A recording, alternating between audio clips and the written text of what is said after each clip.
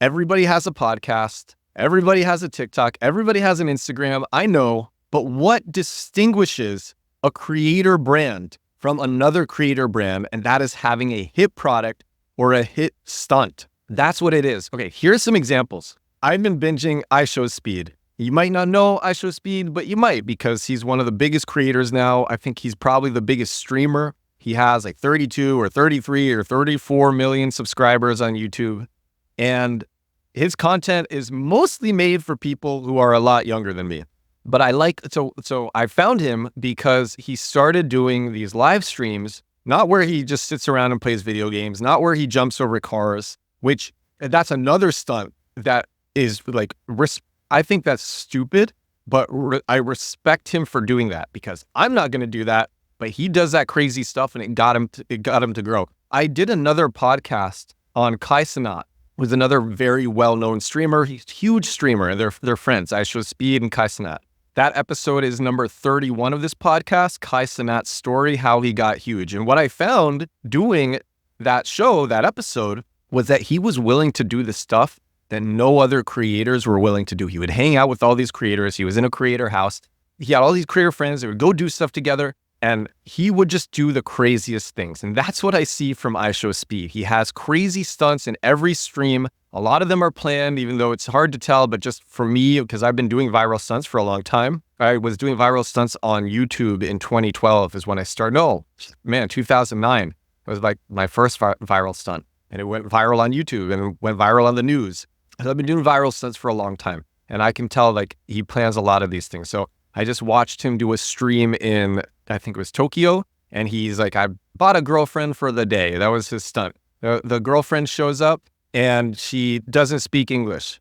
And he's like, oh no. So he has a translator. And they're walking around for 5 minutes. And then after 5 minutes, she's like, I'm just messing with you. I spoke English the whole time. I'm like, they planned this. They planned this together. And I don't care. You have to do stuff like that. He does lots of stuff like that. But his big stunt that has gotten him super viral and well-known recently for the last year, he's just been traveling all over the world, every single continent, streaming from every country. And he wants to do like a 3 or 4 hour stream, traveling through every country, doing stunts in every country. And he's just, because I'm a traveler, I've been in more cities now than I can count. I'm recording from Europe. I'm from Brooklyn. I'm always traveling. And I've traveled to so many places. And I see him going to all these cities that I know and love so much. And so it's fun for me to watch. It's fun for me to see him going to all these places that I've been to, or fun for me to see him going to places that I want to go to, that I haven't gone to. And a lot of people like that as well. They like seeing him go to places that they haven't been to. And in each city, he has people. He's literally so big that he will walk down the street or run down the street and hordes of people are chasing him. It's crazy. Hordes of people chase him around the streets. He was just in Warsaw, in Poland, and I've spent a lot of time in Warsaw. I was in Warsaw, Poland a few weeks ago, recording with the big Palace of Culture and Science behind me. And I was on a rooftop patio, and I had this crazy view behind me. And so he always has lots of people chasing down streets. There's all these stunts, but he has this live stream that he does for 3 to 4 hours in a new city. And it's gotten him to grow a lot more. And it has this cultural zeitgeist around him that has completely transformed his brand. It's not enough for him to jump over a Lamborghini once. Like those little stunts are fleeting. You do this thing that resonates for a long time. And I think that's really what it is, because he's been doing these streams for a year now.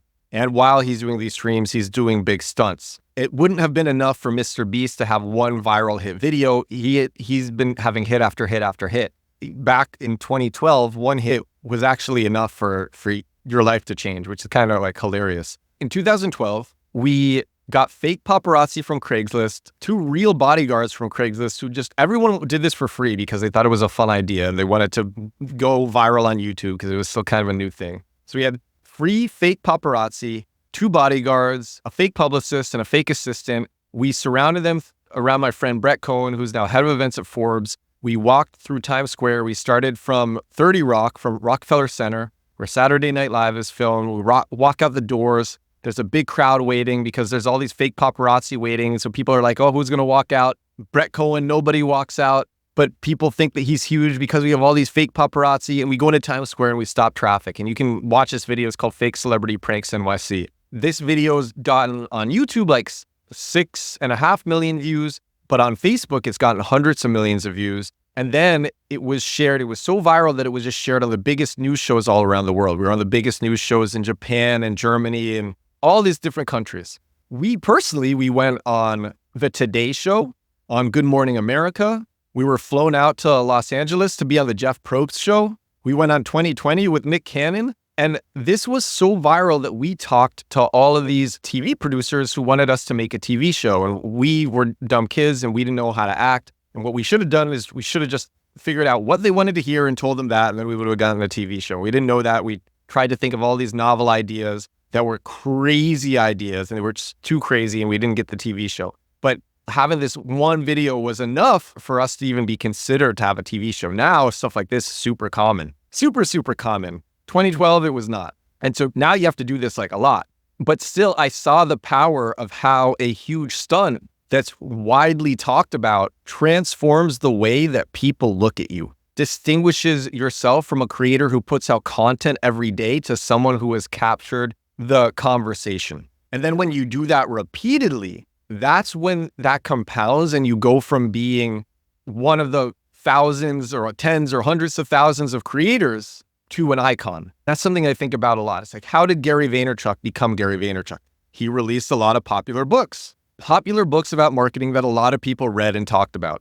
I remember 2015, I was fresh in SEO at this time. I was going to all these tech meetups in New York, all these tech and business meetups in New York, and everyone's like, oh, you should get Gary Vaynerchuk's book. So I got Gary Vaynerchuk's book and I read the book. And I didn't become a huge fan of him immediately, but now I actually really respect his work. But lots of other people, his book resonated with so many people and it was shared a lot with word of mouth. And that elevated him and elevated his brand. And he was doing VaynerMedia. And then I got into the agency world and I was at one of the biggest performance marketing agencies and people there would talk about VaynerMedia because it was up and coming. So we had the products, which was the books, and the business. But even just the books, I made a podcast recently about Ryan Holiday. Episode number 451, how he charges $10,000 an hour consulting without referrals. And I had SEO clients, this like Vietnamese power couple, and they hired Ryan Holiday and paid him $10,000 an hour for consulting without ever meeting him, no referrals, no sales call. They're like, hey, can we hire you? He's like, yep, $10,000 for a single hour phone call. They're like, all right, set the money and then talk to him on the phone. And Ryan Holiday, lots of marketers know who Ryan Holiday is and they still talk about him. Why? One, like he became the stoicism icon, but he was an icon in the marketing world because of Trust Me, I'm Lying. And he released this hit marketing book, Trust Me, I'm Lying, which transformed the marketing industry. It was a great product that he released. He made the Growth Hackers Guide. I don't even remember what it was called, but that helped his brand. But just Trust Me, I'm Lying took him next level. It made him a household name in digital marketing. I was just talking about Dave Portnoy with a friend, and I didn't know what Barstool Sports was before Dave Portnoy started doing his pizza reviews. And my friend said the same thing. And when he started doing pizza reviews and they went really viral and he was doing review after review after review, and he had this hit viral series, that blew him up. And he talks about that. That blew him up. And now everybody knows who Dave Portnoy is. I started paying attention to Pieter Levels.io on X on Twitter, when he did 12 startups in 12 months. He said, I want to build 12 startups in 12 months. And he was this new programmer and he built it and he did all these build in public updates where he shared how, like what was going on, what he learned, what worked, what didn't. And he put out 12 startups in 12 months, launched them all on Product Hunt, and that made him really big. And then someone named Mark Liu did something similar. And Mark Liu has a bunch of hit products now that a lot of indie hackers and solopreneurs like to use. And he also makes great content. He's very consistent. And Mark Liu has gotten this elevated creator status now, where he's making millions of dollars a year. He talks about it. Same with Pieter Levels. Pieter Levels, I think, is at like 5 to 15 million a year. I don't remember the exact number. And his margins are huge because it's all software. I think Pieter Levels only has one employee. With Photo AI, his biggest costs are AI costs and servers. His other products don't have much costs. He has these products that people use, these successful products. He's been very consistent. And it's more so than like a creator who has just posted hit after hit. It's like he has products that a lot of people use. And that's something that really distinguishes, I think, a creator from being just a creator to someone who's more of an icon. Or it could be stunts, but several stunts that lots of people talk about. That takes somebody from being more than a creator to being an icon. That's what the title of this episode is going to be about, more than a creator to an icon. Because that's what I think about all the time. It's like, I put out videos every day. I have this podcast that I do every day, and I love to do this podcast. And I have videos that come out every day, and I have so much fun making those videos. But I know that there is a risk of being just another creator unless you do different things, unless you do things that elevate a brand. And what are those things? It's having great products, or having big stunts, or having both. Actually, I can't. So I told this plan to a friend. I don't want to share it because I don't want anyone to steal this plan. But I have a really good marketing plan for Compact Keywords, my product. Oh, that's the other thing, actually. That brings me. So I've been making my product, Compact Keywords, since April. And this is, I think, the takeaway from this episode. If you're a creator and you want to distinguish yourself from just being a creator and you want to be an icon, what do? And when I started making Compact Keywords, it was April, and a bunch of people told me, make it really fast and just get it out. With software, and I have lots of software products, some of them are very widely used, but it's not widely used by my target audience, so it's a bit different. But with software, you get the product out, you have all these problems, it's not great, and you iterate and you iterate and you iterate and you figure it out and it gets better and you get more users. I have an SEO program, which is many videos and SEO templates. And I don't want to waste people's time by putting out content that isn't well thought out. So it takes me 7 hours to make 20 minutes of Compact Keywords. That's my product, compactkeywords.com. It takes me 7 hours to make 20 minutes for Compact Keywords. And the reason that I am doing this is because if the product is not good, it's not going to do anything for a brand, and it will actually, I believe, only hurt a brand. It will just make people trust you less.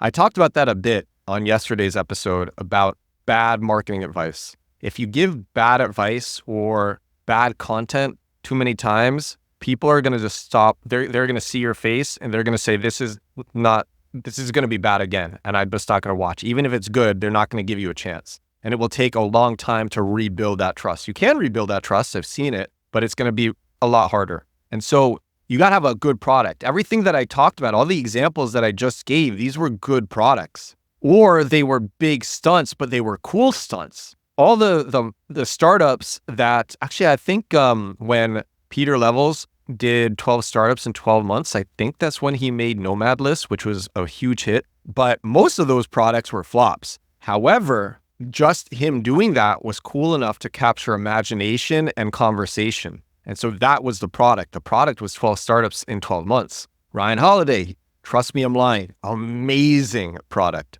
Gary Vaynerchuk's books at the time were really novel. They were great products. iShowSpeed streams as he tours around different countries around the world. That's a great product. So it has to be a great product. It doesn't work if it's a bad product. So I've been making this product since April because I genuinely believe that it will change digital marketing. I actually believe Compact Keywords will change digital marketing because the information in it is so novel, works so well. I had someone who used this strategy. So I consulted this guy at the end of last year.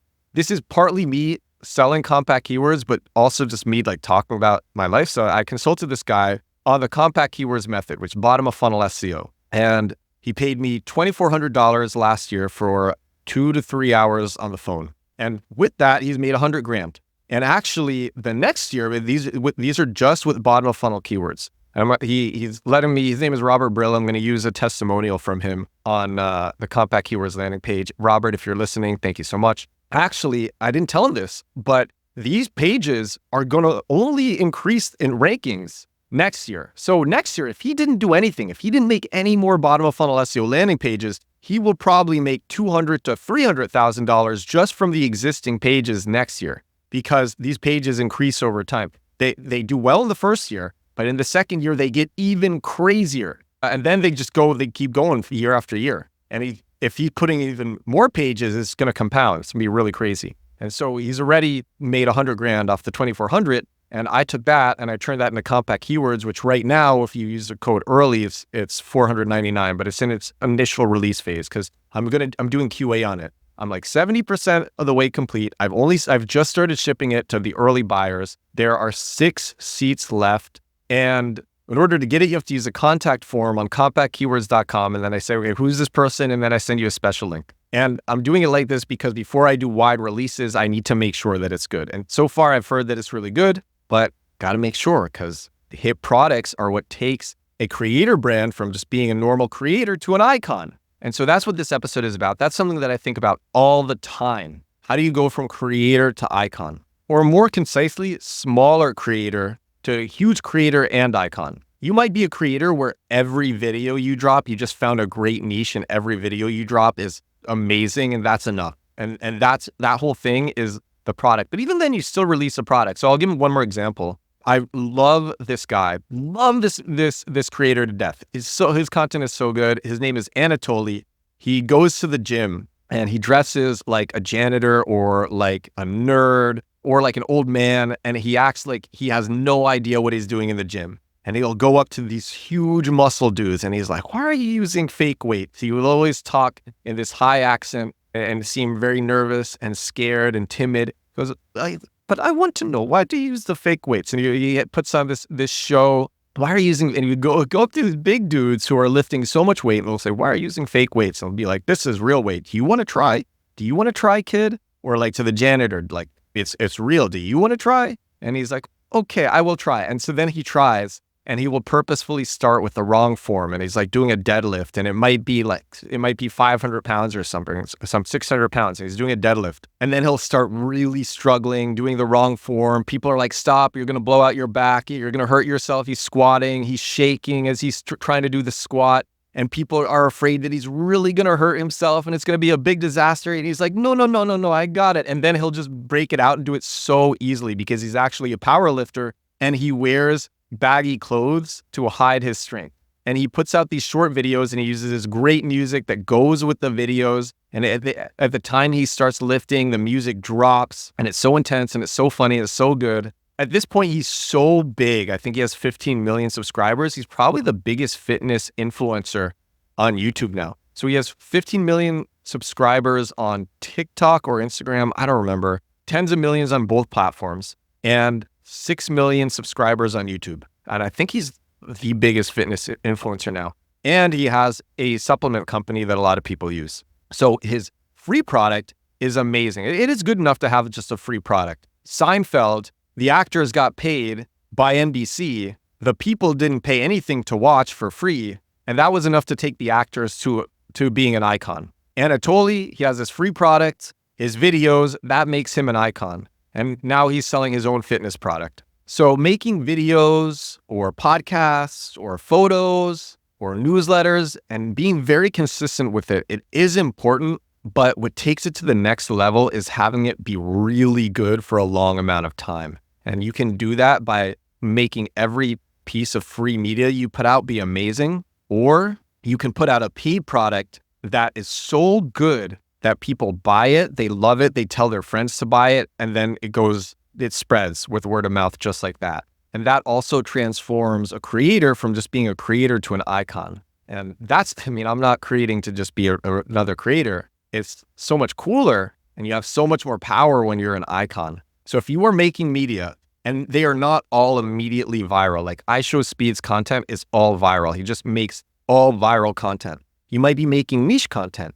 So maybe it's viral in your niche, which is great. Not all of my videos are viral at all. It's still good enough to have a product that is really, really great. And that's also why I'm so against putting out bad products. So it's really amazing to have a product that's really great. And going to that icon level gets somebody opportunities for collaboration, partnerships, opportunities for more products, and real fame if that's something that you want. And that is the next level. How do I go from just a standard marketing influencer to the Gary Vaynerchuks or Neil Patels of the world? Neil Patel, last person I'm going to give an example of. I love Neil Patel. He made a bunch of viral digital marketing and sales articles, and he made a bunch of them. And so that was great. And similarly, I have because I've been making videos for so long, I have so many viral videos that I reuse all the time that are viral in my niche. And that's great. And these are free, just like Neil Patel's articles were free. Then what Neil Patel did is, so he has an agency,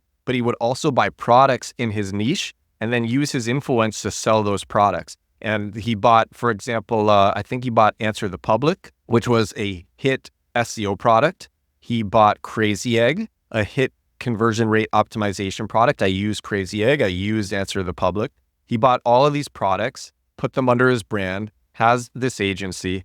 That made Neil Patel Neil Patel. Neil Patel, if you don't know, he's making so much money. He spends $130,000, I believe, a month, or maybe like $230,000. It's between $130,000 to $230,000 a month just on living. And that's Neil Patel. He talks about it on the My First Million podcast. So that's what's on my mind. That's what I'm thinking about. That's what I wanted to share with you. It's how do you go from a creator to an icon? Lots of people are being creators. Creator-led businesses are so huge and are only growing now. But a lot of the creator-led businesses are consultants and coaches and contractors. And how do you go to this next level? It's having just hit after hit after hit viral content or a very viral product. So that's what I wanted to share, thinking about that non-stop. And this is episode 457 of my daily digital marketing show. Thank you so much for watching. If you are watching on YouTube, if you are listening on Spotify or Apple Podcasts, thank you so much for listening. I will talk to you again tomorrow. Bye now.